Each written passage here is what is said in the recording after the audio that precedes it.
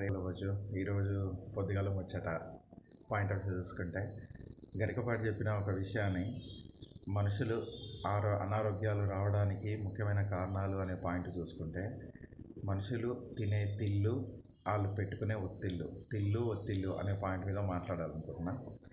మామూలుగానైతే పంటలు ఎట్లా పండిస్తారు అనే విషయం ఒకటి పెట్టుకుంటే మనం చేసే ఆలోచనలు బట్టి మన జీవిత విధానం ఉంటుంది, మన ఆరోగ్యము పరిస్థితి ఉంటుంది. సో ముందు ఆలోచనలు ఒత్తిళ్ళు అనేది పెట్టుకున్నాం. కొన్ని విషయాలు మన కంట్రోల్లో ఉండవు. అది పెళ్ళైన భార్యాభర్తల విషయమైనా, పెళ్ళై తల్లిదండ్రులైన విషయమైనా, పిల్లల గురించి ఆలోచించేదైనా, లేదు పెళ్ళి కానీ అమ్మాయిలు అబ్బాయిలు అయినా వాళ్ళు చేసే ఉద్యోగమైనా, బాస్ తిట్టే తిట్లైనా, కొన్ని విషయాలు మన చేతులలో ఉండవు. ఆ చేతులలో ఉండదాని గురించి మనం ఎంత తక్కువ ఆలోచించి, ఎంత తక్కువ టెన్షన్ తీసుకుంటే అంత మంచిది. లేదు అని అంటే సింపుల్ విషయాలకైనా కానీ మన ఆరోగ్యం ఖరాబ్ అయిపోతుంది, పాడైపోతుంది. దానికి సింపుల్ ఎగ్జాంపుల్ ఏంటి అంటే, మీరు మెట్రో కోసం చూసినా, లేదు టూ వీలర్ మీద పోతున్నా, లేదు పబ్లిక్ ట్రాన్స్పోర్ట్ బస్సులో పోతున్నా, ఎక్కడైనా ట్రాఫిక్ జామ్ అయింది అని అంటే మీరు టెన్షన్ పడిపోతారు.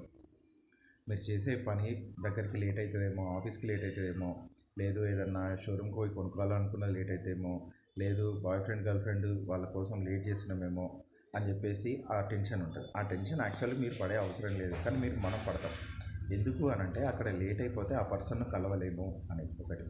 రెండు, పనిచేసే దగ్గర బాస్ తిడతాడు, మనం లేట్ అయితే, పంచింగ్ లేట్ అయితే, యాక్సెస్ లేట్ అయితే షంటింగ్ పడుతుంది, బాస్తో తిట్లు పడతాయి, అనుకున్న పని చేయలేము అని. సో ఈ విషయాలు ఆలోచించుకుంటే ట్రాఫిక్ సమస్య అనేది మనకు అనుకున్నది కాదు, ఎవరి కాళ్ళు ఒకటి అనుకుంటే. రెండోది, అనుకున్న టైంకి చేరాలి, మన ఉద్యోగం మనం కలిసి మనిషి చేరాలంటే ఒక పావుగంట నుంచి అరగంట, ఇంకా కుదిరితే గంట ముందు స్టార్ట్ అవ్వడంలో తప్పులేదు. సో అది కానీ పెట్టుకుంటే ఎక్కువ టెన్షన్ పడే అవసరం ఉండే. టెన్షన్ పడడంలో ఎన్నెన్ని నష్టాలు అని అనుకుంటే మీకు ఐడియా ఉందో లేదో. అఫ్కోర్స్ నేను నియర్ బై 15 సంవత్సరాల క్రితం చదివిన ఒక ఆర్టికల్ గుర్తొస్తుంది. షుగర్లు, బీపీలు, హార్ట్ అటాక్లు. ముందు షుగర్ పాయింట్ తీసుకుంటే ఇంతకుముందు నేను ఫుడ్ సరిగ్గా తీసుకోకపోవడంతో, లేదు స్వీట్ ఐటమ్స్ ఎక్కువ తీసుకుంటే వస్తుంది అని చెప్పేసి నేను అనుకునేవాడిని, ఎవరేం చెప్పలేదు. కానీ న్యూస్ పేపర్లో వచ్చిన ఆర్టికల్ విషయం ఏంటి అని అంటే, మీరు తీసుకునే టెన్షన్లతోటి, ప్రెషర్లతోటి ఎక్కువ వరకు షుగర్ లెవెల్స్ చేంజ్ అవుతాయి, మీకు షుగర్ వస్తుంది అని చెప్పేసి. సో అప్పట్లో చదువుకున్నది కూడా నాకు ఇప్పటికీ గుర్తుంది కాబట్టి నేను ఈ విషయాన్ని ఇప్పుడు మాట్లాడగలుగుతున్నాను. ఇంకొకటి, తినే తిండి.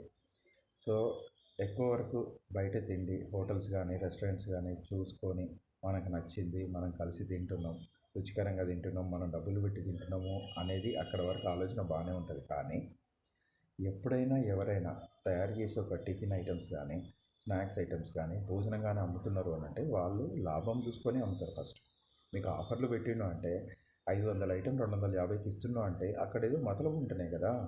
ఎవరైనా నష్టానికి అమ్ముకోరు. తర్వాత మీరు ఏ 5 స్టార్ హోటళ్ళకైనా 7 స్టార్ హోటళ్ళకైనా కిచెన్లకు ఎవరిని రానియరు. ఒకవేళ కుదిరితే చిన్న టిఫిన్ సెంటర్ దగ్గర నుంచి ఏ హోటల్ దాకైనా వాళ్ళు తయారు చేసేది, ఐటమ్స్ పెట్టేది, డీప్ ఫ్రీజర్లో ఏ ఐటమ్స్ పెడతారు, ఎన్ని రోజులు ఐటమ్స్ తయారు చేసి పెడతారు, ఎలాంటి ఆయిల్ వాడతారు, ఇది డీటెయిల్గా బాగా తీక్షణంగా చూస్తే ఎవరు హోటల్లో తినలేరు. సరే, ఇప్పుడున్న పరిస్థితులకు బయట తింటే జీవితాలు నడుస్తాయి అని అనుకుంటే కుదిరితే కొంచెం కష్టమైన నష్టమైనా మీ ఇంట్లోనే వండుకొని తినడానికి చూడండి. అది హాస్టల్లో ఉండే వాళ్ళకు ఇంకా చాలా ఎఫెక్ట్ ఉంటుంది. ఎందుకు అని అంటే లైవ్గా జరిగింది కాకపోయినా తెలిసిన వాళ్ళు వాళ్ళ కుటుంబంలో జరిగిన నష్టాలను చెప్పారు. ఒక పర్సన్ వచ్చేసి 5 సంవత్సరాలు బయట తిన్నాడు. బయట అంటే హాస్టల్లో తిన్నాడు. డిగ్రీ 3 సంవత్సరాలు చదువుకుంటూ, పీజీ 2 సంవత్సరాలు చదువుకున్నాడు. లిటరల్లీ ఆ 5 సంవత్సరాలు అతనికి ఏం ప్రాబ్లం రాలేదు. దాని తర్వాత పెద్ద ప్రాబ్లం కూడా ఏం తెలవలేదు. దాని తర్వాత జాబ్ వచ్చింది, పెళ్ళయింది, 2 పిల్లలు పుట్టారు. ఆ 5 సంవత్సరాల తర్వాత 8 సంవత్సరాలు జాబ్ చేశాడు. ఎప్పుడో ఒకసారి సడన్గా స్టమక్ పెయిన్ వచ్చేసి చూసుకుంటే సీరియస్ రిపోర్ట్స్ అన్నీ బయట పెడితే అప్పుడు తెలిసింది స్టమక్ క్యాన్సర్ వచ్చింది అనేది లాస్ట్ స్టేజ్ ఉందని. అన్ని రిపోర్ట్లు, అన్ని టెస్టులు చేసిన తర్వాత ఫైనల్గా తెలిసింది ఏంటి అంటే 6 నెలల కంటే ఎక్కువ బతకడని. నిజంగా 6 నెలలే బతికి ఎముకల గూడుతోటి చనిపోయాడు.